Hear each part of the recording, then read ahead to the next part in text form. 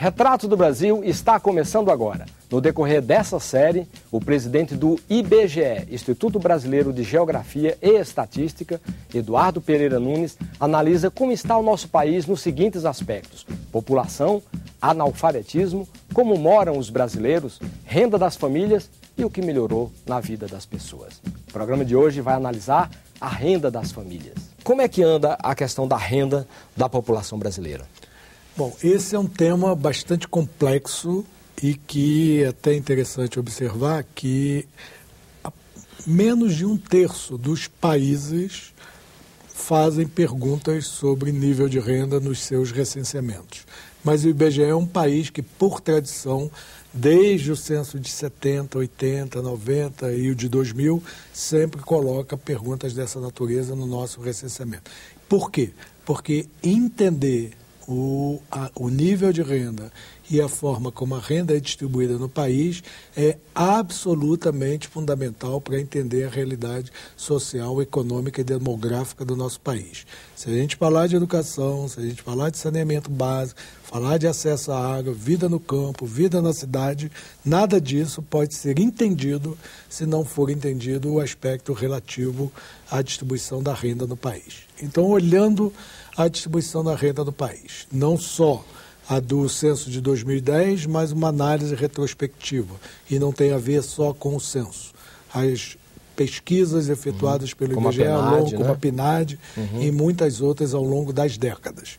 Primeira constatação que a gente faz no Brasil dos últimos 20 anos é que a distribuição da renda no Brasil vem melhorando, ou dito de uma outra forma e de melhor forma. A concentração da renda no Brasil vem diminuindo. Essa é uma constatação clara que o censo de 2010, mais uma vez, faz. Caiu a distribuição de renda no nosso país. Entretanto, apesar dessa queda, ainda temos uma parcela muito grande da população brasileira que vive em condições medidas pela renda de pobreza muito severa. Então, eu posso dizer que hoje no Brasil nós temos 16 milhões de brasileiros que têm uma renda medida em média pelo domicílio onde vivem, uma renda inferior a R$ 70. Por que R$ 70? R$ 70 não é um número que o IBGE definiu.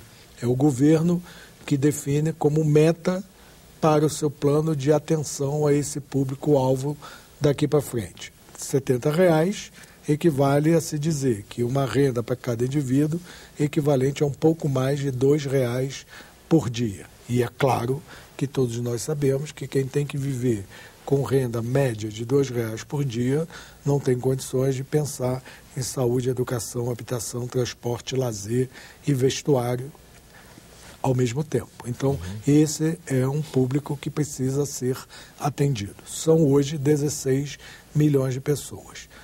Muita gente. Mas quantas eram há 10 anos atrás no censo de 2000? Como é que eu comparo 2010 com 2000? Eu verifiquei a inflação ocorrida ao longo de 10 anos do país e olhei esse valor de R$ 70 de 2010, quanto equivaleria em 2000 se não tivesse inflação. E feito isso, que o economista chama de deflacionamento do valor, eu vou buscar no censo de 2000 o número de pessoas que estavam também nessa mesma condição equivalente a R$ 70 em 2010. E encontrei no censo de 2000 24 milhões de pessoas nessa situação. Então, em 2000 eram 24 milhões e em 2010 cai para 16 milhões.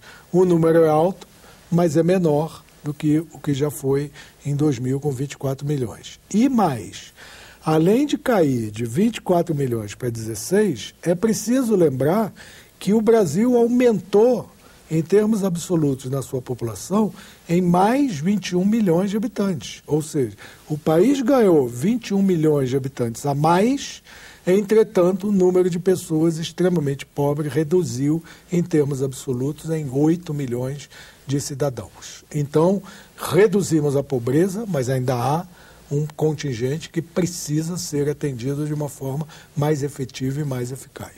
Houve também na pesquisa a identificação de 4,8 milhões de brasileiros que vivem sem nenhuma renda. Onde é que estão esses brasileiros? Bom, essa população sem nenhuma renda, ela já está contida nesse conjunto de 16 milhões. Que vai de 0 a 70. Então, na verdade, de 0 a 70 são 16 milhões. Desses 16 milhões, 4 milhões e 800 são de zero, quer dizer, não tem renda alguma, e de 11 milhões e 200 com um nível de renda que pode ir de R$1 até R$70. Essa população que é de renda zero é um conceito que nesse momento a gente está falando de pobreza na perspectiva monetária. Agora, como pode um cidadão viver com nível de renda zero e ter condições de sobrevivência? Eu tenho que olhar o perfil dessa população. E aí, de novo, a gente vai traçar o mesmo quadro. Eu vou encontrar predominância dessa população na área rural, principalmente na região norte e na região nordeste do país. Quer dizer, ele pode não ter renda monetária, ele pode plantar alguma coisa, criar uma galinha, alguma coisa assim, viver disso. Exatamente. E aí é importante também tratar o tema da renda para esse grupamento específico pelo lado da própria etnia, porque eu vou ver que aí se destaca na área rural a população indígena que tem um nível de renda não só zero, mas baixíssimo. Entretanto, eu tenho que complementar essa informação monetária com as não monetárias, porque a comunidade indígena, muitas delas vivem de uma maneira absolutamente distinta da população que vive nas cidades. Consequentemente, quando eu tiver que estudar pobreza no âmbito do nível de renda, eu tenho que depois relativizar por outros aspectos. Não importa que mesmo que não tenha renda, ela tenha acesso a fontes de alimentação, por exemplo, por via da caça, da pesca, o que ameniza o problema que nós estamos tratando, mas não resolve. Porque se não tem renda, certamente também não tem água, não tem saneamento, não tem banheiro, não tem saúde, não tem criança com acesso à escola. Então, vários outros aspectos mantêm essa população num nível de pobreza bastante severo. Entretanto, eu não posso usar apenas R$70 como referência para dizer esse grupamento é paupérrimo ou não. É paupérrimo, sim, porque se só tem esse nível de renda, não tem acesso a outros serviços, que é por meio da renda que você vai alcançar. Agora,